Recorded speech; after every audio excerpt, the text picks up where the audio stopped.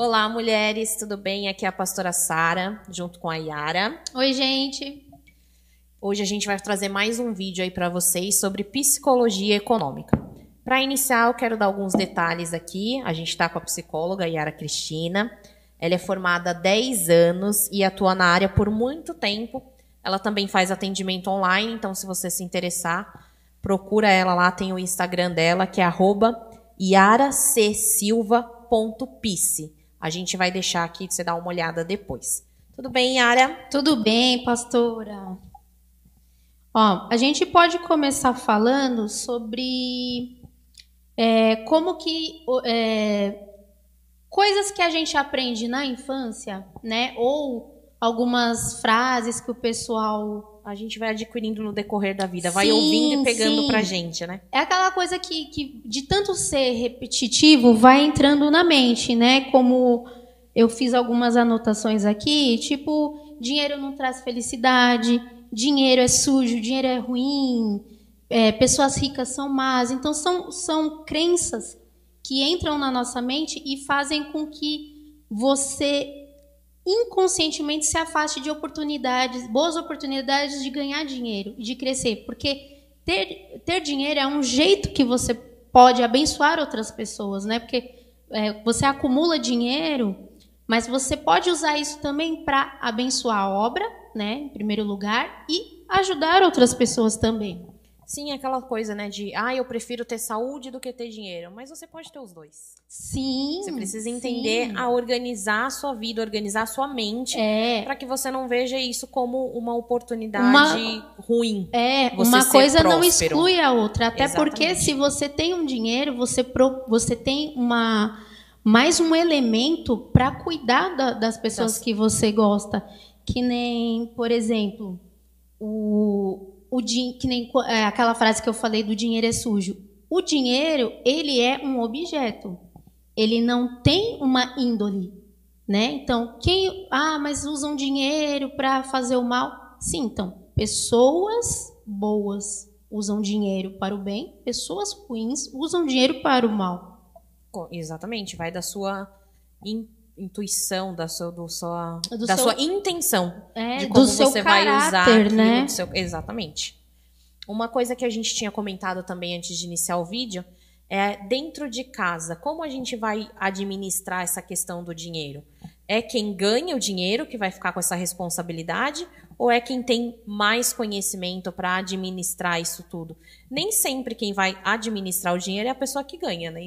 Sim, então, a gente tem várias dinâmicas familiares, né? Que nem, por exemplo, no casamento dos meus pais, eu tive a experiência de observar que, assim, o meu pai trabalhava e a minha mãe ficava em casa. Mas, assim, ele dava o dinheiro na mão da minha mãe. A minha mãe era quem administrava o dinheiro. Ela que pagava as contas, ela que via se precisava comprar roupa pra gente, ou via as coisas da despensa. E o meu pai, ele trabalhava, mas ele enxergava o dinheiro como dos dois. Então, aquela era a dinâmica. Nem, por exemplo, hoje eu sou casada, eu e o meu esposo, nós ganhamos quase o mesmo salário. A gente ganha mais ou menos a mesma coisa. E nós decidimos dividir as despesas igualmente. Mas quem controla se paga ou não sou eu, porque eu pesquiso mais. Ele é um pouco mais cuca fresca. Ele não se preocupa. Se atrasar a conta não tem problema. E eu já sou assim, não pode atrasar. Se puder eu pago até antes. Então, eu fico encarregada de cuidar das contas. Né? Aí como que é lá na sua casa? Em casa também tem que ser eu, porque já viram, né, gente? Pastor David, deixar um cartão com ele já era.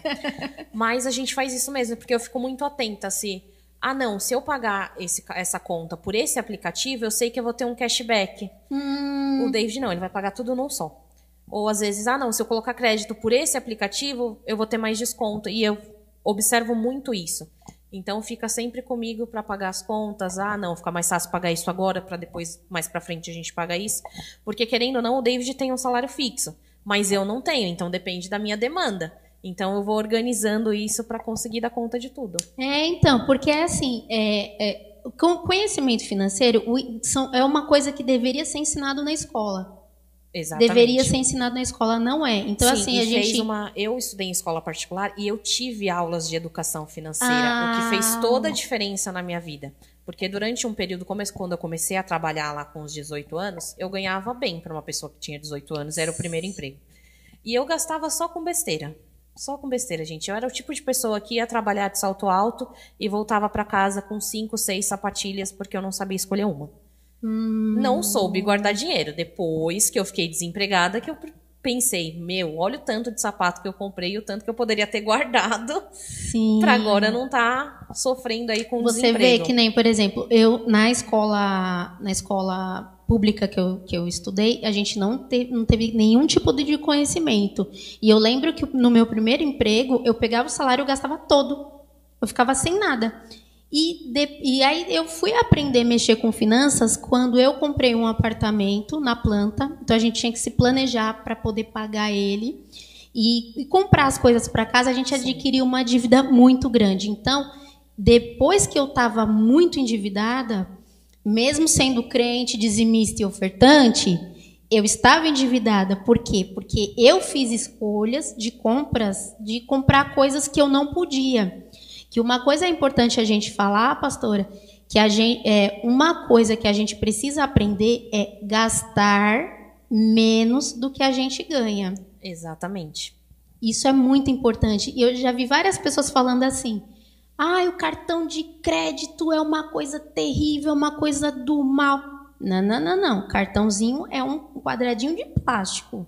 Quem pega o cartão e faz as compras é uma pessoa. Então, assim, a gente tem que começar a assumir a responsabilidade das escolhas que a gente faz, porque algumas coisas que a gente está passando financeiramente é colheita, né? Então, a gente tem que ficar atento com isso. Tem a ver com as crenças, né? De achar que...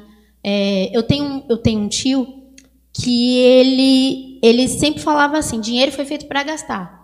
E assim, até hoje, ele está chegando nos 60 anos. Ele não consegue juntar dinheiro. Ele gasta tudo. Ele falou, não, porque se eu morrer amanhã? Tá, mas ele não morreu. E aí fica as dívidas, contas, né? Então, um pouco de planejamento não faz mal a ninguém. Eu mesmo tendo as aulas nesse período de 18 anos, eu queria gastar, queria comprar as minhas coisas. E eu gastei muito. Depois que eu arranjei um outro emprego, eu falei, não, eu tenho que colocar em prática aquilo que eu aprendi. Porque senão vai ser sempre assim, cai o meu salário, acaba o dinheiro, cai o meu salário, acaba... E não tem que ser assim, é um ciclo. Você tem que quebrar isso. Aí eu comecei, não, isso dá pra fazer, eu não preciso ter 50 pares de sapato. Não tem necessidade disso. Então eu vou comprar aquilo que é necessário. Sim. Vou guardar uma parte e, com certeza, a gente acaba gastando, a gente gasta com alguma coisa que a gente quer comprar, alguma coisa que a gente quer comer, investir em coisas, investir em coisas para casa, para o seu conhecimento. Sim. É necessário. Sim, até tem umas coisas assim, porque a gente tem dois extremos. A gente tem aquela pessoa que ela pega, gasta tudo que tem, que não tem, usa todos os limites, pega cartão emprestado, e tem a outra pessoa que ela não vive. Ela não compra um sorvete, ela não faz um passeio com a família, que às vezes você não precisa gastar muito. Para você ir na pracinha tomar um sorvete com seus filhos, você não precisa gastar muito dinheiro, né? Então tem gente que não vive nenhum tipo de lazer e tem as pessoas que também só vivem para o prazer. Ela tá ali, eu vou gastar, vou comer porque eu tô vivo hoje. Sim, a gente tá vivo hoje, mas a gente, como cristão, a gente também tem que dar um exemplo. Você tem que ter uma vida regrada, uma vida ordenada, porque assim, se você gasta demais, você está dentro de uma desordem. Sim. Né? E Deus não está dentro do que é desorganizado, né? Sim, é uma questão de ter equilíbrio. Sim. De você saber, não, eu tenho que aproveitar a vida, mas eu também tenho que me planejar, eu também tenho um futuro. E nessa questão de você ter esse equilíbrio, é necessário dentro de uma casa você conversar com o outro sobre aquilo que vocês vão adquirir, aquilo que vocês querem. Eu e o David, a gente tem uma lista de coisas que são prioridades para esse ano. Gi, mas no meio do caminho, a gente fez uma viagem esse ano e eu coloquei na cabeça que eu queria comprar um drone. Pra que eu queria um drone, gente? Não sei.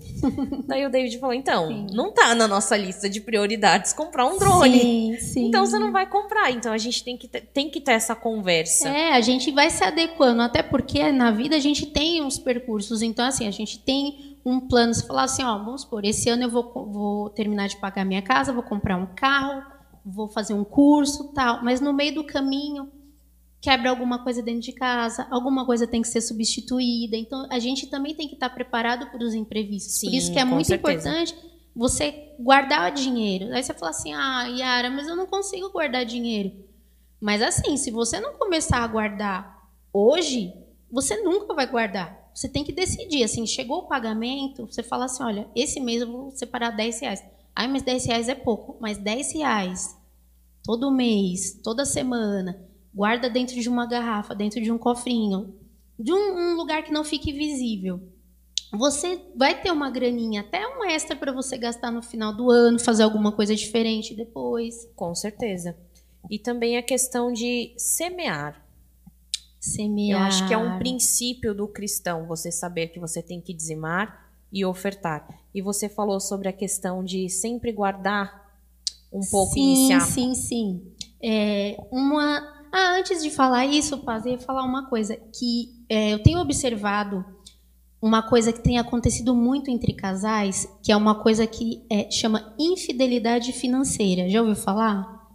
Não. Sabe aquela coisa assim de você comprar uma coisa escondida? Ah, sim. Você compra uma coisa escondida do marido. E assim, você faz isso uma vez, não deu problema. Só que assim, você manter esse comportamento por muito tempo, isso pode gerar um problema no casamento. Porque assim, você está dentro de uma unidade lá no casamento.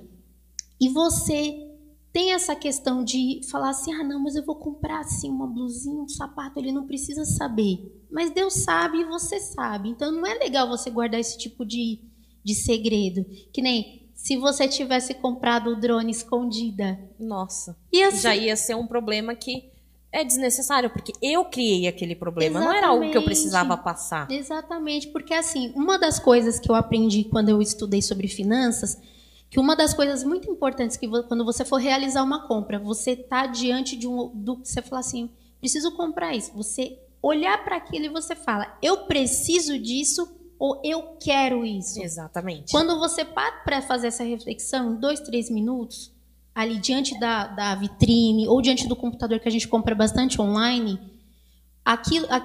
esses 2 minutinhos já vai te mostrar uma nova perspectiva. Provavelmente você não vai comprar. Porque ou você está entediado, ou você está caçando assunto, como diz a minha sogra. Você está caçando assunto. Porque você não quer. Porque se você for comprar realmente o que você precisa, vai sobrar dinheiro. Essa é que é a verdade. Sim, eu tenho a mania de sempre pesquisar as coisas que eu podia ter isso. Eu vou lá e pesquiso. E eu sempre deixo, eu até chego a colocar no carrinho e eu deixo lá. Sim. Depois de uns 3, 4 dias que passou aquela coisa de não, eu quero ter isso, eu vou lá e vejo. Não, o preço tá assim. Eu realmente preciso. Às vezes eu olho e falo, nossa, pra que eu coloquei isso no meu carrinho? Você fala, não vou usar. Tira, nem vou usar. E isso vai me ajudando a não gastar tanto. Sim, assim, pra pensar, não comprar de imediato. Não, vi, coloquei no carrinho, passei o cartão, já era. Porque às vezes você precisa só de um minutinho para pensar, que nem tem coisas que eu compro. Por exemplo, eu amo comprar livro.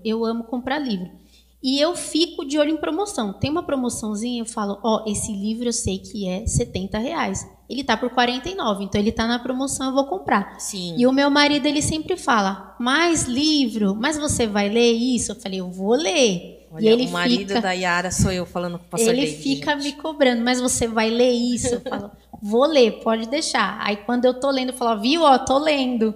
Então, mas tem umas coisas que às vezes você precisa do parceiro para dar uma puxadinha. Sim. Né? Porque senão a gente fica fora do controle mesmo. Aí voltando àquela questão que a gente tinha iniciado, um princípio que a gente precisa aprender, né, principalmente nós cristãos, você quer ter uma vida financeira abençoada, você tem que ser dizimista e ofertante. Isso não é negociável, isso está na palavra. E, mas a oferta, o dízimo tem o valor, são 10% de tudo que passa na sua mão.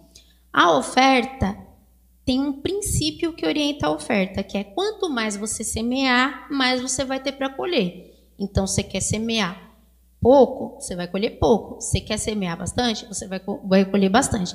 E aqui na igreja a gente tem uma prática importante sobre as primícias, que a gente traz alimentos, né, para montar cestas para abençoar outras pessoas. Então, às vezes você é dizimista e ofertante, aí você fala assim, mas eu vou levar as primícias, eu já dei o dinheiro.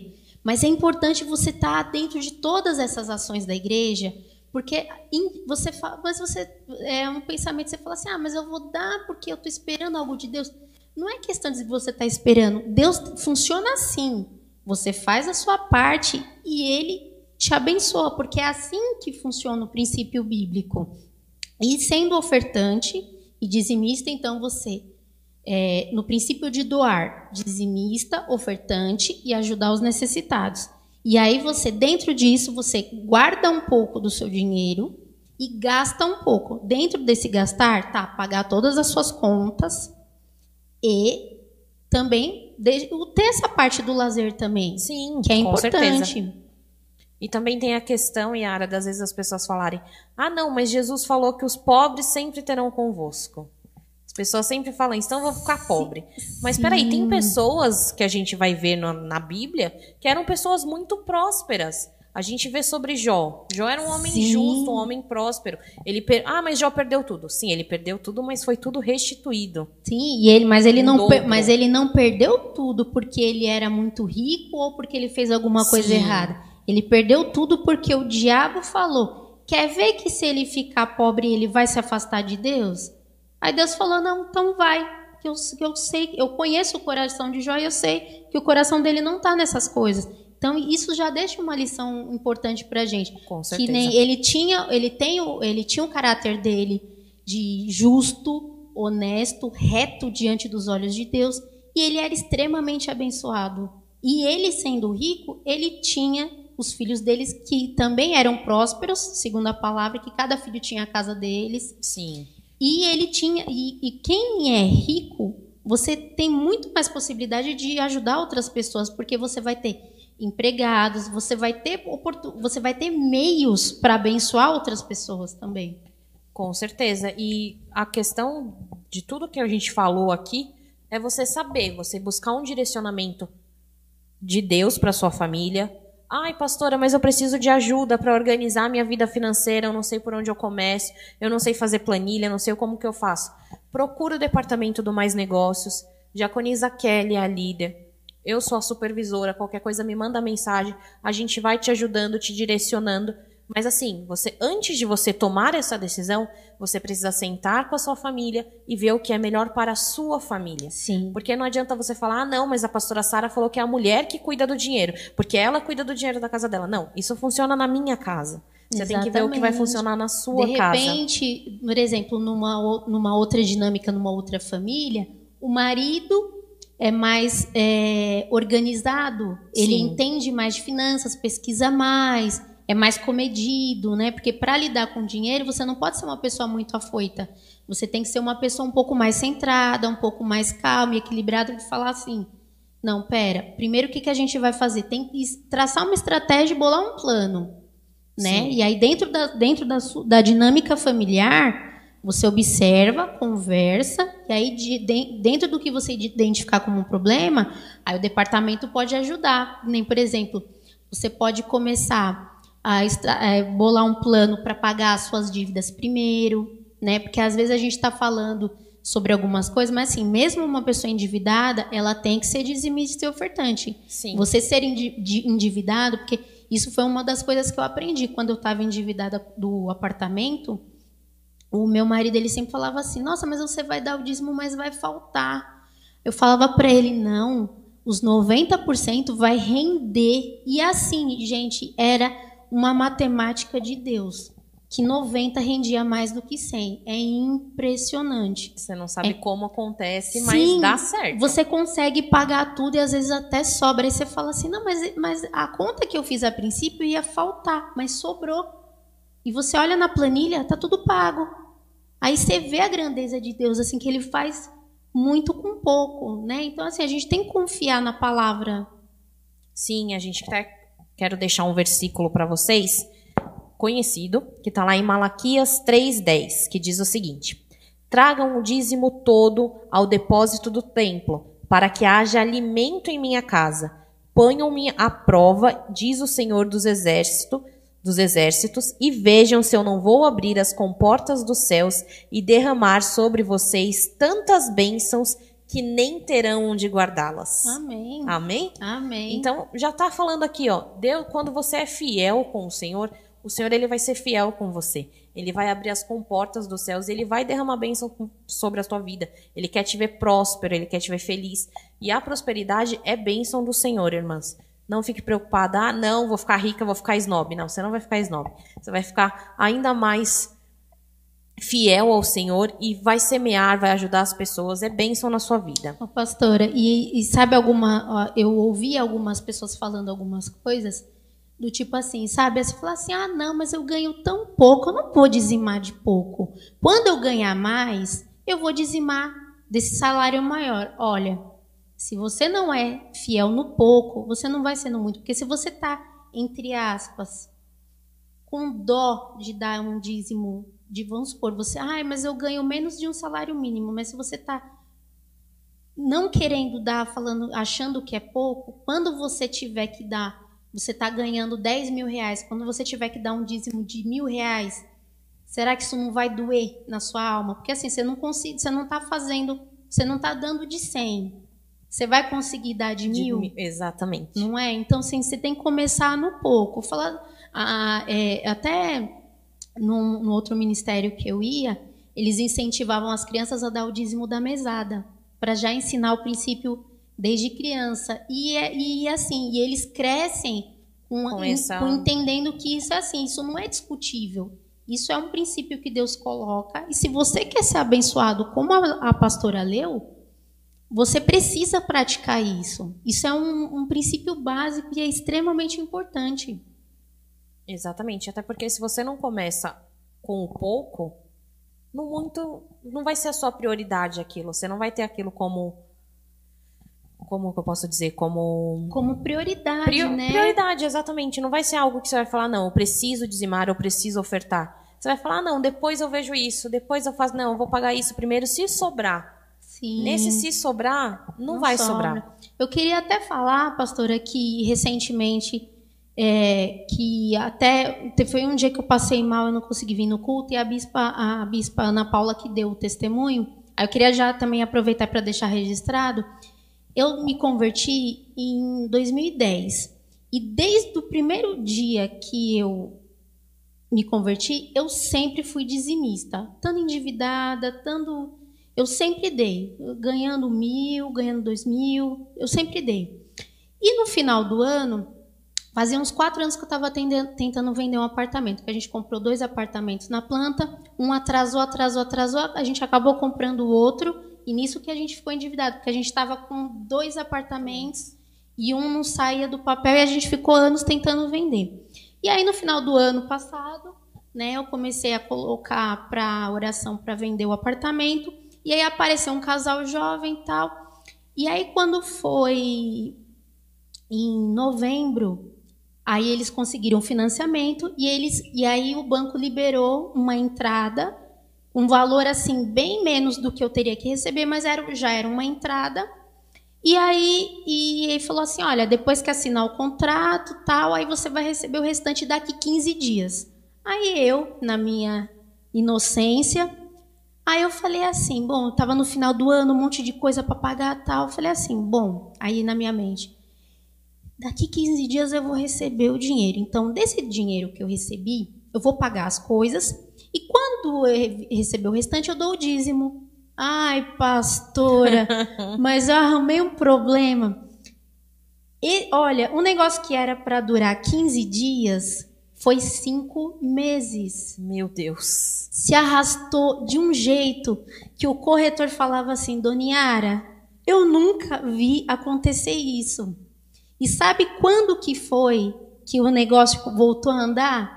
Quando eu percebi que essa enrolação do banco era porque eu não dei o dízimo do que eu tinha que ter dado. Se tivesse dado o dízimo referente ao valor que você tinha recebido, 15 dias depois o restante do valor eu tenho certeza absoluta que foi isso.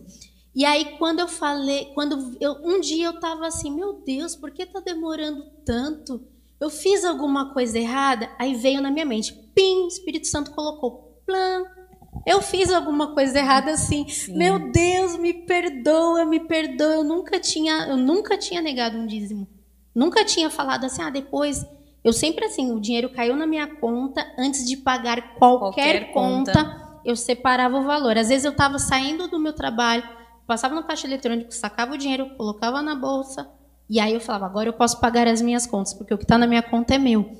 E isso abriu os meus olhos de um jeito, que aí depois que eu pedi perdão, em 15 dias o negócio resolveu.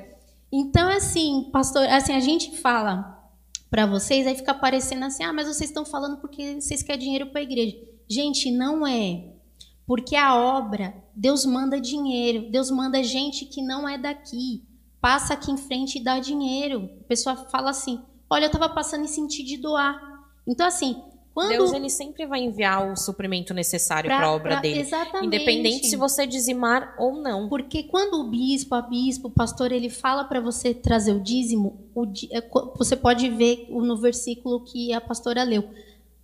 Tem a ver com você ser abençoado. Não está falando assim, traga os dízimos à casa do tesouro para a igreja se manter. Não, é para que você seja abençoado. É exatamente isso. Exatamente. Bom, gente, deu para ver que a gente começa a falar e não para. Mas que você tenha recebido tudo que a gente falou aqui, que você tenha entendido, que você coloque em prática na sua vida, que você analise com a sua família aquilo que é necessário mudar, aquilo que é necessário realizar. Tá com dúvida? Tanto eu, como a Yara, como a presbítera Juliana, estamos à disposição. Como eu falei, o departamento do Mais Negócios também está à disposição. Se você quiser mais informações aí, seguir a gente para ficar mais a par de tudo que está rolando no ministério, segue o nosso ministério, @maisministério. Segue a Yara também, @yaracsilva.pc. Você vai ficar cheio aí de coisas para ver, vai estar por dentro de tudo que acontece e vai adquirir um pouquinho mais de conhecimento também. E sinta-se à vontade para dar sugestões para os próximos vídeos, né? Porque a gente está aqui gravando e o intuito maior é abençoar a sua vida e que a gente possa ser um instrumento para ajudar você a superar qualquer problema ou qualquer questão que possa estar afetando você e sua família, né? Então, pode mandar mensagem, pode mandar para mim no Instagram, pode mandar para a pastora Sara, para a presbítera Ju, pode deixar aqui nos comentários algum assunto, algum título, aí você fica à vontade para contribuir com a gente como você quiser. Isso, curta, compartilhe, comenta, marque os amigos, que vai ser bênção na sua vida, na nossa vida e na vida deles também. Amém. Beijo, mulheres. Tchau, até o próximo vídeo.